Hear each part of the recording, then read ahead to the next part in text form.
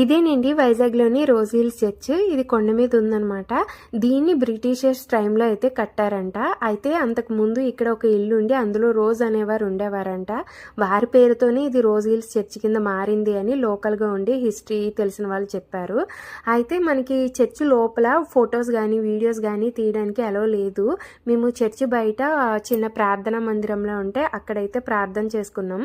ఇక్కడ హిందూస్ కూడా వస్తూ ఉన్నారనమాట. కొబ్బరికాయలు కొట్టి మనం అక్కడ క్యాండిల్ వెలిగిస్తే మనం అనుకున్న కోరికలు కూడా తీరుతాయి అని చెప్తున్నారు.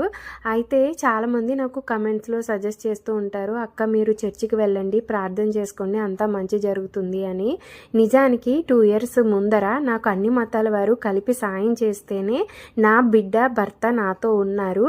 అదంతా అందరి దేవుళ్ళ బ్లెస్సింగ్స్ వల్లనే. నేను అన్ని మతాలని గౌరవిస్తాను, అందరి దేవుళ్ళని పూజిస్తాను. ఇది మీరు అర్థం చేసుకుంటారని అయితే కోరుకుంటున్నాను.